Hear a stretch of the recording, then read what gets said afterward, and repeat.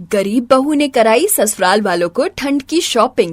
Mummy मुझे वो वाले जैकेट चाहिए, वो कितनी अच्छी है। हाँ हाँ बेटा, तुम्हें जो चाहिए तुम खरीद सकते हो। भैया आप मेरे बेटे को एकदम ब्रांडेड जैकेट दिखा दीजिए। जी ठीक है, देखिए जैकेट पूरे 5,000 रुपए की है। परफेक्ट, इसे पैक कर दीजिए।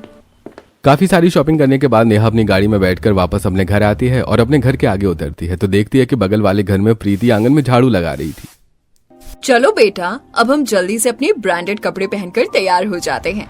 उसके बाद हमें पार्टी में भी तो जाना है। हाँ मम्मी चलो। हाँ, हमारे पास तो इतने महंगे ब्रांडेड कपड़े हैं, लेकिन दुनिया में कुछ फटीचर लोग भी होते हैं जिनके पास तो पहनने के लिए ढंग से एक जर्सी तक नहीं होती।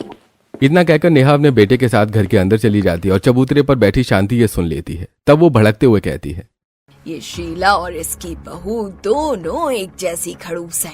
दोनों को तो बहुत ज्यादा शो ऑफ करने की आदत है और कोई मौका नहीं छोड़ती हमें कहीं ताना मारने का। अरे मेरा बस चले तो मैं इन दोनों को ऐसा सबक सिखाऊं कि दोनों जिंदगी भर याद रखें। लेकिन क्या कर सकते हैं, हमारी किस्मत ही कुछ ऐसी है।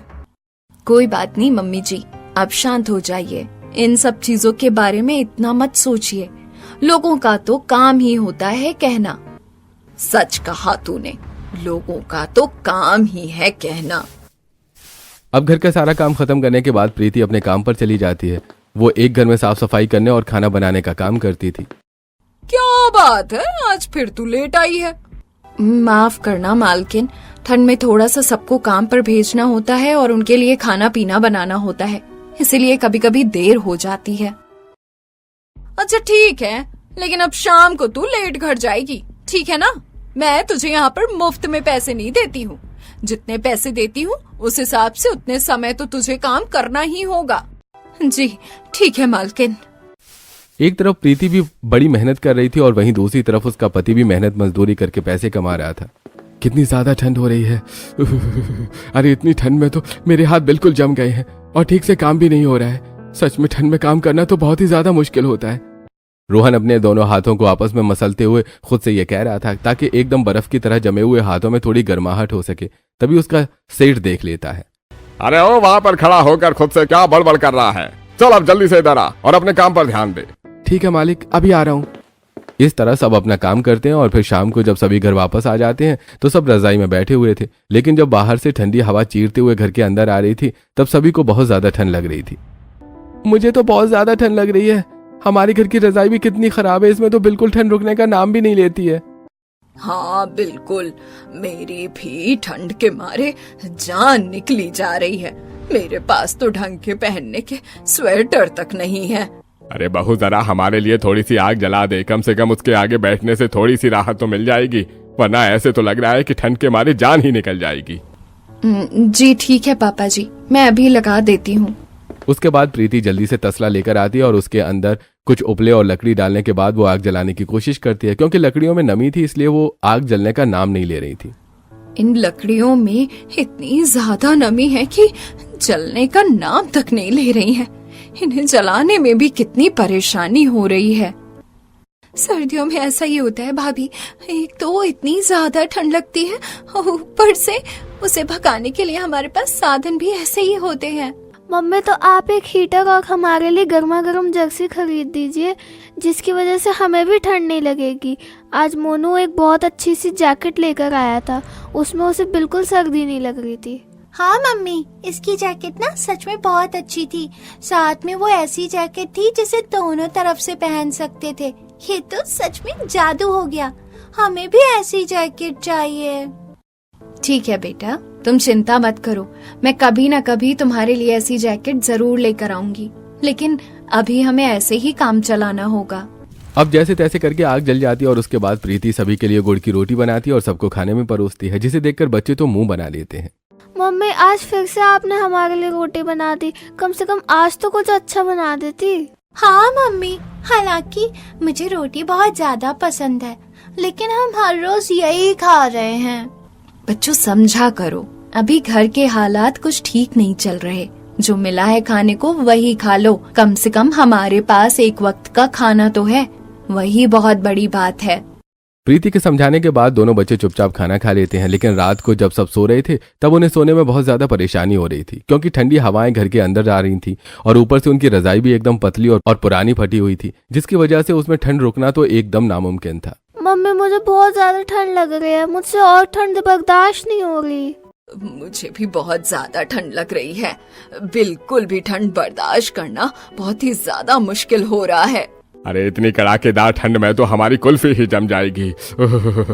अरे दिन में ठीक से भी नहीं रह सकते क्योंकि अच्छे कपड़े नहीं है, और रात को भी ठीक से नहीं सो सकते क्योंकि ढंग की रजाई तक नहीं है। लगता है आग बंद हो गई है, मैं इसे दोबारा जला देती हूँ। अब प्रीति दोबारा तसले में आग जला देती है, जिसके बाद जाकर सभी को थोड़ी सी राहत मिलती है और फिर जैसे तैसे करके सभी सो जाते हैं। अगले दिन सुबह जब प्रीति बच्चों को तैयार कर रही थी तो देखती है कि चिंटू के स्वेटर में एक और छेद हो गया था। मम्मी मेरे स्वेटर में एक और छेद हो गया, मैं इसे स्कूल पहनकर नहीं जा सकता और ऊपर से इस पे तो बहुत ज्यादा ठंड भी लगती है। बेटा कोई बात नहीं, मैं अभी इसे जल्दी से सिल देती हूँ, तुम अभी रुको। अब प्रीति स्वेटर को सुई धागे की मदद से सिल देती है। स्वेटर पहले भी एक दो जगह से फटा हुआ था, लेकिन प्रीति ने उसे वहां से भी सिल रखा था। कपड़ों की हालत से उनके घर की आर्थिक तंगी बयां साफ हो रही थी, लेकिन कहते हैं ना कि मजबूरियों के आगे इंसान को झुकना ही पड़ता है। अब बिल्कुल ठीक है, अब तुम दोनों जाओ। उसके बाद यश दोनों बच्चों को लेकर स्कूल जा रहा था। रास्ते में बहुत ठंडी हवा चल रही थी, जिसकी वजह से तीनों कांपते हुए जा रहे थे। बाप रे, आज तो कितनी खतरनाक वाली ठंड है। ठंडी ठंडी हवा एकदम सीने को चीरते हुए जा रही है।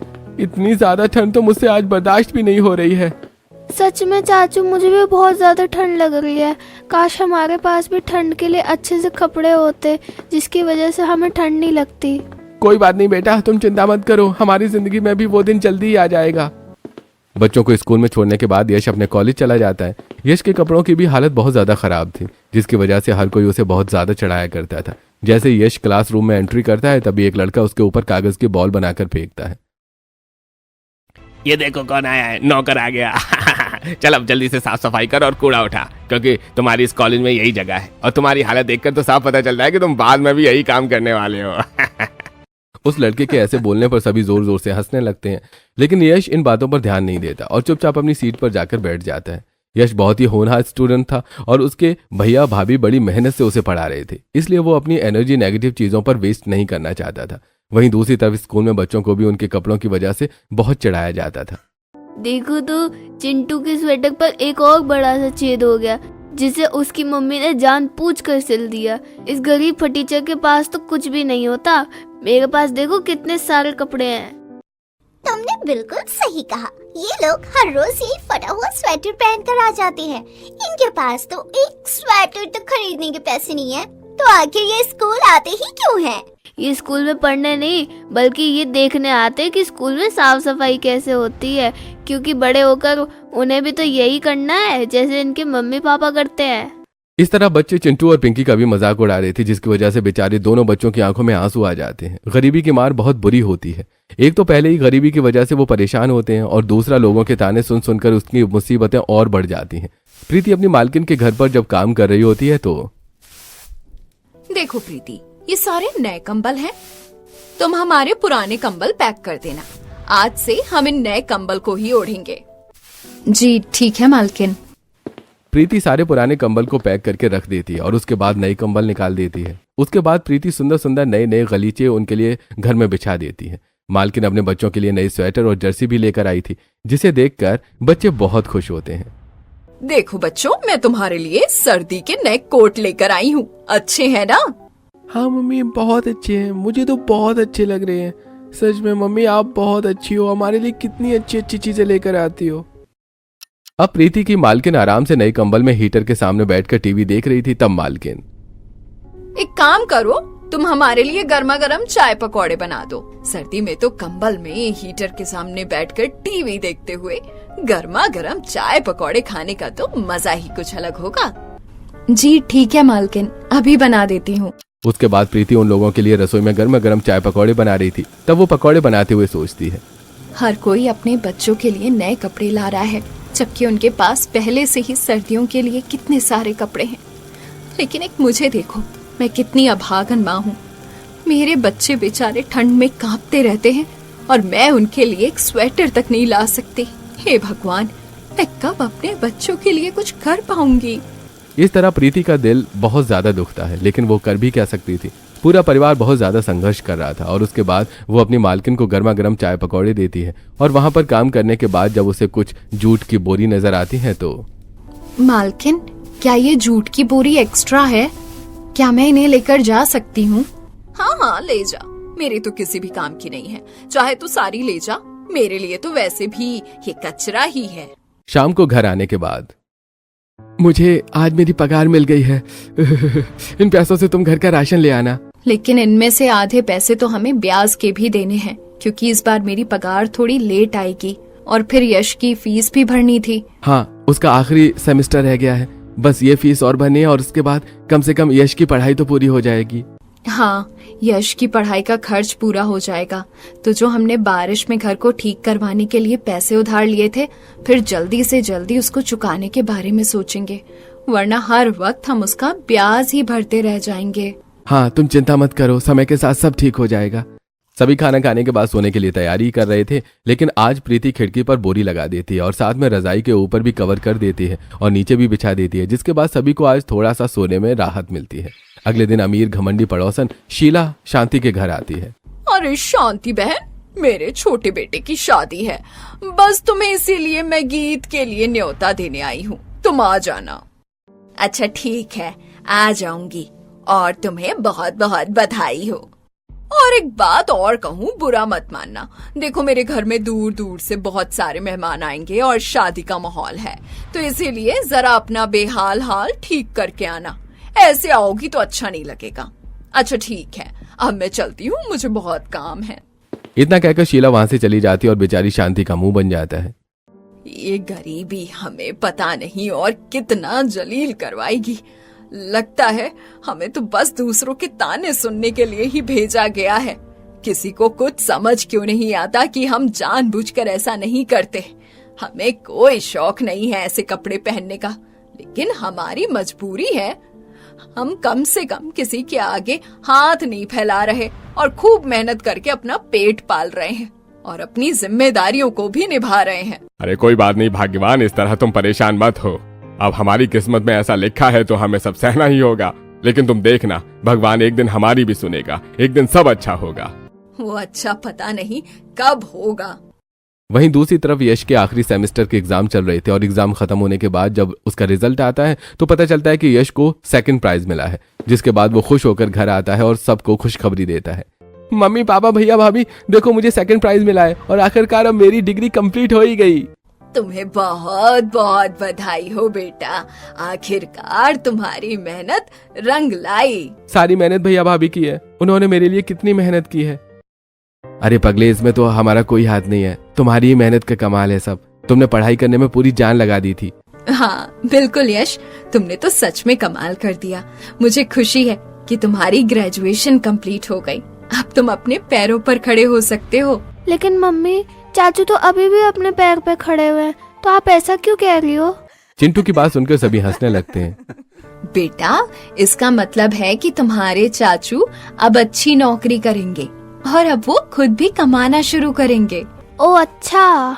इस तरह यश अब अलग अलग बढ़िया बढ़िया कंपनीज में अप्लाई करना शुरू कर देता है। वहीं दूसरी तरफ रिया अपने कॉलेज में अपने फ्रेंड के साथ कैंटीन में बैठी थी। देखो तो रिया, ऑनलाइन कितने अच्छे अच्छे कपड़े मिल रहे हैं। ये वेबसाइट तो सच में बहुत अच्छी है, सब कुछ बहुत ही ट्रेंडी मिल रहा है। हाँ तुमने बिल्कुल सही कहा, लेकिन ये सब तो बहुत महंगे हैं। अरे अगर ब्रांडेड कपड़े लेने हैं तो महंगे ही आएंगे ना। अब तो मेरा शॉपिंग करने का बहुत मन कर रहा है। चलो हम एक काम करते हैं, अब थोड़ी देर में मॉल ही चलते हैं।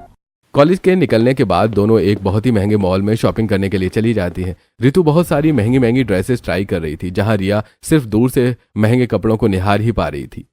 काश मैं भी कोई अच्छे से ब्रांडेड कपड़े खरीद पाती।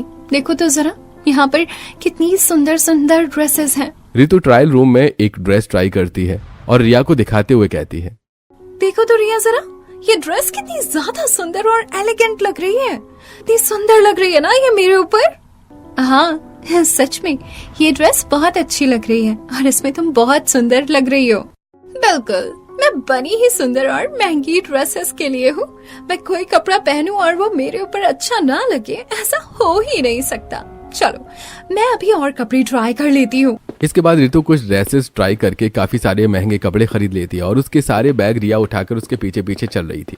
थोड़ी देर बाद दोनों दूसरे मॉल में चले जाते हैं, जहां एक तरफ रितु ड्रेसेस देख रही थी और ट्राई कर रही थी, वहीं दूसरी तरफ रिया उसके बैग उठाकर घूम रही थी। रितु को वहां अपनी एक दूसरी सहेली नजर आती है। अरे सीमा, तुम यहाँ क्या कर रही हो? ओह हाय रितु। कुछ नहीं, मैं तो शादी की शॉपिंग करने आई थी। तुम बताओ, तुम्हारी शॉपिंग कैसी चल रही है? क्या तुम अकेली शॉपिंग कर रही हो?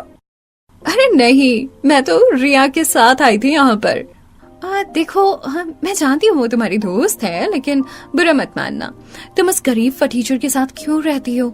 उसके साथ रहकर तो तुम्हारा स्टैंडर्ड एकदम लो हो जाता है। वो तुम्हारे साथ बिल्कुल भी अच्छी नहीं लगती। तुमने बिल्कुल सही कहा, इसीलिए तो उसे रखा है मैंने, ताकि मैं और भी ज्यादा अच्छी लगूं। और फिर मेरे साथ एक नौकर भी तो होना चाहिए बैग उठाने के लिए। बस वो उसी में मेरे काम आ जाती है। ये बात बोलकर दोनों जोर जोर से हंसने लगती हैं। मानना पड़ेगा, तुम्हारे दिमाग की दाद देनी होगी। तुमने तो सच में कमाल कर दिया। ये बात पीछे खड़ी रिया सुन लेती है, जिसकी वजह से उसकी आंखों में आंसू आते हैं और वो वहां आकर कहती है, तुमने मेरे साथ बिल्कुल भी अच्छा नहीं किया। मैंने तो तुम्हें अपना दोस्त माना था और तुम मेरे बारे में ऐसा सोचती हो। तुम ऐसा कैसे कर सकती हो मेरे साथ? फिर से वही इमोशनल ड्रामा शुरू हो जाता है इन गरीब लोगों का। और प्लीज मेरे सामने ये ड्रामा करने की जरूरत नहीं है, ठीक है ना? तुम्हें क्या सच में लगा था मैं तुम जैसी गरीब फटीचर को अपना दोस्त मानूंगी? ये सब सुनकर रिया को बहुत ज्यादा हर्ट होता है और वो रोते हुए अपने घर आ जाती है। जब प्रीति उसके रोने का कारण पूछती है तो रिया उसे सारी बात बताती है। कि अमीर लोग खुद को समझते क्या है कि इनका जो मन करेगा ये हमारे साथ वो कर सकते हैं। सच में ये लोग कितने बुरे होते हैं। इन लोगों में बिल्कुल भी दया नहीं होती। लेकिन कोई बात नहीं, तुम चिंता मत करो, अब बस बहुत हो गया। सच में इन अमीर लोगों के घमंड से तो मैं बहुत ज्यादा परेशान हो गई हूँ। आज मेरे साथ भी बिल्कुल ऐसा ही हुआ। शांति शीला के घर पर गीत में गई थी, जहां पर सारी महिलाएं जाकर गीत गा रही थी और डांस कर रही थी। शांति वहां पर फटे पुराने कपड़े पहनकर गई थी, जिसे देखकर उनकी ही एक पड़ोसन सरला कहती है, अरे यहाँ भिखारी कहाँ से आ गए? इन्हें जरा बाहर निकालो। सरला की बात सुनकर शीला हंसते हुए कहती है, अरे सरला, तुमने क्या हमारी बेचारी पड़ोसन शांति को नहीं पहचाना? भिखारी के गेटअप में और कोई नहीं, हमारी पड़ोसन शांति है। लगता है वो अपनी अलग थीम बनाकर यहाँ पर आई है। इस तरह दोनों शांति का मजाक उड़ाते हुए हंस रही थी, जिसकी वजह से शांति को बहुत ज्यादा शर्मिंदगी महसूस होती है और वो थोड़ी देर बाद ही घर वापस आ जाती है। बस बहुत हो गया, अब इन लोगों की जुबान तो बंद करनी ही होगी। इस तरह दिन गुजरते हैं। वहीं दूसरी तरफ एक दिन यश इंटरव्यू देने एक बड़ी सी मल्टीनेशनल कंपनी में जाता है। वहां पर वो अंदर जा ही रहा था कि उसके फटे पुराने कपड़े देखकर सिक्योरिटी गार्ड उसे रोकते हुए गुस्से में कहता है, अरे रोको रोको, तुम कहाँ जा रहे हो? अरे मैं तो बस अंदर इंटरव्यू देने के लिए जा रहा हूँ। अरे क्या कहा, इंटरव्यू देने के लिए? अरे तुम जैसा गरीब फटीचर इतनी बड़ी मल्टीनेशनल कंपनी में इंटरव्यू देने जाएगा? अरे तुमने क्या मुझे पागल समझा है? तुम कुछ भी बोलोगे और हम तुम्हारी बात मान लेंगे। अरे नहीं, ऐसा नहीं है, मैं सच कह रहा हूँ। आप चाहे तो मेरे डॉक्यूमेंट्स भी चेक कर सकते हैं। अरे मुझे कुछ चेक करने की जरूरत नहीं है भैया, चलो निकलो यहाँ से। तुम जैसे गरीब फटीचरों को मैं अच्छे से जानता हूँ, नकली कागज बनवा कर भी आ जाते हैं और फिर कुछ चोरी करके भाग जाते हैं। मैं इतना बड़ा रिस्क नहीं लेना चाहता इतनी बड़ी कंपनी के लिए, चलो निकलो यहाँ से। इस तरह सिक्योरिटी गार्ड बाहर से ही यश को धक्का मारकर वहां से निकाल देता है। जब वो उदास होकर घर आता है तो, क्या बात है, तुम इतने उदास क्यों नजर आ रहे हो? अगर भाभी को ये बात बताऊंगा तो बेवजह वो चिंता करेंगी। क्या बात है, तुम्हारा इंटरव्यू अच्छा नहीं हुआ? कुछ नहीं भाभी, कुछ भी नहीं हुआ, बस ऐसे ही मैं बहुत ज्यादा थक गया था। अब प्रीति भी देख रही थी कि किस तरीके से सिर्फ कपड़ों की वजह से उसके परिवार वालों को जज किया जा रहा था, जिसकी वजह से उसे बहुत बुरा लगता है। तब वो रोहन को सारी बात बताती है। हमारे परिवार वालों को बहुत कुछ बर्दाश्त करना पड़ रहा है। मुझसे अब और हालत नहीं देखी जा रही। मैंने थोड़े से पैसे बचाए थे और अभी हमारी जो पगार आएगी उन्हें लेकर हम पूरे परिवार को बढ़िया सी शॉपिंग करवाने ले जाएंगे। लेकिन इसके बाद हमारा महीना निकालना मुश्किल हो जाएगा। कुछ मुश्किलें नहीं होंगी। अब यश की पढ़ाई पूरी हो गई है और उसकी फीस जमा करवाने में हर महीने इतने पैसे जाते थे। बस एक महीने की और परेशानी है, हम थोड़ा कम खर्च कर लेंगे। लेकिन अब मैंने ठान लिया है कि मैं अपने परिवार वालों को अच्छी सी शॉपिंग करवाऊंगी। शीला आंटी भी मम्मी जी को बार बार बेइज्जत करने के लिए वहाँ बुलाती हैं। लेकिन अब बस बहुत हो गया। अब मैं सबको दिखा कर रहूंगी कि हम भी किसी से कम नहीं हैं। इस तरह प्रीति ठान लेती है और वो अपने पूरे परिवार को लेकर एक बड़े से मॉल में जाती है। मम्मी जी, पापा जी, बच्चों, रिया और यश, तुम सब अपने लिए अच्छे अच्छे कपड़े पसंद कर लो। सर्दियों के कपड़े तुम जैसे चाहो वैसे खरीद सकते हो। लेकिन बेटा, इसमें बहुत खर्चा हो जाएगा, हमें कुछ नहीं चाहिए। हाँ बेटा, पहले ही घर के हालात ठीक नहीं है। सब ठीक है पापा जी, आप सबको चिंता करने की जरूरत नहीं है। मैंने कहा ना, आप सब बस अपने लिए अच्छे अच्छे कपड़े पसंद कर लीजिए। उसके बाद पूरा परिवार वहां पर बहुत अच्छे अच्छे कपड़े देखता है और उन्हें ट्राई करके देखता है। रिया एक सुंदर सी ड्रेस के साथ ब्लैक लॉन्ग कोट पहन कर आती है। देखो भाभी, ये ड्रेस कैसी लग रही है? अरे मेरी ननद एकदम परी लग रही है, बहुत ही सुंदर। इसमें तो सब तुम्हें बस देखते ही रह जाएंगे। थैंक यू सो मच भाभी। एक काम करते हैं, मम्मी को भी लॉन्ग कोट ट्राई करवाते हैं। अरे नहीं नहीं, मुझे ऐसा कुछ नहीं पहनना। क्या इस उम्र में ये सब अच्छा लगता है? अभी आपकी उम्र को क्या हुआ है मम्मी जी, अभी तो आप जवान ही हैं। चिंता मत कीजिए, आपके ऊपर सब अच्छा लगेगा। चलिए अब जल्दी से ट्राई कीजिए। शांति भी सुंदर सी साड़ी के ऊपर एक कोट ट्राई करती है, जिसके बाद वो बहुत अच्छी लगती है। मम्मी, आप तो बहुत अच्छी लग रही हो। हाँ भाग्यवान, तुम तो सच में बहुत सुंदर लग रही हो, तुमने तो कमाल कर दिया। सभी की तारीफ करने के बाद शांति बहुत ज्यादा शर्मा जाती है। अरे तुम भी कैसी बातें कर रहे हो, चुप करो। वहीं दूसरी तरफ बच्चे भी बहुत सारे सुंदर सुंदर स्वेटर और जैकेट देखते हैं। मम्मी, मुझे ये स्वेटर लेना है, ये कितना अच्छा लग रहा है, इसके साथ सेम कैप भी है। मम्मी, मुझे ये वाला स्वेटर लेना है, इसके ऊपर देखो कितनी सुंदर मरमेड बनी हुई है। हाँ बच्चों, तुम्हें जो पसंद आ रहा है तुम वो ले सकते हो। तुम सबको जो भी अच्छा लग रहा है तुम सब वही कपड़े खरीद सकते हो। बच्चे भी अपने लिए सुंदर सुंदर स्वेटर और जैकेट पसंद कर लेते हैं। वहीं दूसरी तरफ रोहन और यश बहुत ज्यादा कंफ्यूज हो रहे थे। मैं जानती हूँ आप दोनों जानबूझकर कुछ नहीं खरीद रहे, लेकिन पैसों की चिंता करने की जरूरत नहीं है। मैंने कहा ना, मैंने बहुत समय से थोड़े बहुत पैसे जोड़े थे और फिर अब हमारा घर खर्च भी कम हो गया है। इस महीने से हम सब एडजस्ट कर सकते हैं, इसीलिए आप भी अपने लिए 2-2 जोड़ी कपड़े तो जरूर खरीद लीजिए। उसके बाद रोहन और यश भी अपने लिए कपड़े खरीद लेते हैं और सभी के कपड़े खरीदने के बाद भाभी, आप भी अपने लिए सुंदर से कपड़े डिजर्व करती हैं। अब आपके लिए मैं स्पेशल तरह के कपड़े चूज करूंगी। चलिए अब रिया प्रीति को बहुत सारे कपड़े ट्राई करवाती है। अब बस बहुत हो गया, इतने सारे कपड़े ट्राई करके मैं बहुत ज्यादा थक गई हूँ। मैं यही ले लेती हूँ, बताओ कैसा लग रहा है? ये ड्रेस तो आपके ऊपर बहुत अच्छी लग रही है। सच में भाभी, आप तो कमाल लग रही हो। हाँ बहू, ये ड्रेस सच में तेरे ऊपर बहुत अच्छी लग रही है। तो ठीक है, चलिए हम सबकी शॉपिंग हो गई है, अब हम घर चलते हैं। सर्दियों की ढेर सारी शॉपिंग करने के बाद सभी घर आ जाते हैं और शाम को शीला की पार्टी में जाने के लिए सभी बहुत सुंदर तरीके से तैयार होते हैं और वहां पर पहुंचते हैं। जब वहां पर पूरा परिवार तैयार होकर जाता है तो हर कोई उन्हें हैरानी से बस देखता ही रह जाता है। यार, क्या मैं जो देख रही हूँ वो सब सच है? क्या ये वही गरीब फटीचर परिवार है जो इतने सुंदर कपड़े पहनकर आया है? हाँ बिल्कुल, मुझे भी वही लग रहा है। उन सभी को इतना सुंदर तैयार देखकर सरला और शीला का मुंह खुला का खुला रह जाता है, जिसे देखकर शांति कहती है, अरे तुम दोनों अपना मुंह बंद कर लो, वरना सारी मक्खियाँ तुम्हारे मुंह में घुस जाएंगी। जिस पर सब हंसने लगते हैं। उसके बाद गरीब परिवार भी वहां पार्टी में खूब एंजॉय करता है और सब उसकी तरफ बस देखते रह जाते हैं। वहीं दूसरी तरफ पार्टी में ड्रिंक करके एक लड़का बहुत ज्यादा हंगामा करता है। तुम अभी इसी वक्त मेरे साथ चलोगे? देखो, तुमने बहुत ज्यादा पी रखी है, मेरा हाथ छोड़ो, मुझे बहुत दर्द हो रहा है। स्नेहा के बोलने पर भी जब रजत उसका हाथ नहीं छोड़ता और वो जब बहुत हंगामा कर रहा था तब वहां पर यश आता है और उसकी मदद करता है और रजत को वहां से भगाता है। थैंक यू सो मच, तुमने मेरी इतनी मदद की। पार्टी में बाकी सब तो सिर्फ ड्रामा देख रहे थे और वीडियो बना रहे थे, लेकिन तुमने आगे आकर मेरी मदद करी। Thank you so much. अरे कोई बात नहीं है, तो मेरा फर्ज था। इस तरह स्नेहा और यश की दोस्ती हो जाती है और जब स्नेहा यश को बताती है कि वो उसी मल्टीनेशनल कंपनी की मालकिन है जिसमें वो इंटरव्यू देने गया था, लेकिन सिक्योरिटी गार्ड ने उसे भगा दिया था। माफ करना, लेकिन आपको अपनी कंपनी में बहुत कुछ सुधारने की जरूरत है। माफ करना, मैं कुछ समझी नहीं। तब यश उसे सारी बात बताता है कि किस तरह उसके सिक्योरिटी गार्ड ने उसके साथ ऐसा बिहेव किया था। देखो, मुझे माफ कर दो, मुझे इस बारे में कुछ भी नहीं पता था कि ऐसा सब हो रहा है, लेकिन मैं इस पर एक्शन जरूर लूंगी। इस तरह स्नेहा और यश की दोस्ती गहरी हो जाती है और उसके बाद स्नेहा खुद यश का इंटरव्यू लेती है, जिसके बाद उसे वहां पर नौकरी मिल जाती है। अब उन दोनों का अक्सर मिलना जुलना हो गया था, जिसके बाद दोनों एक दूसरे को पसंद करने लगे थे और उनकी शादी की बात भी घर में चलती है, जिसके बाद सब ठीक हो जाता है और खुशी खुशी रहने लगते हैं।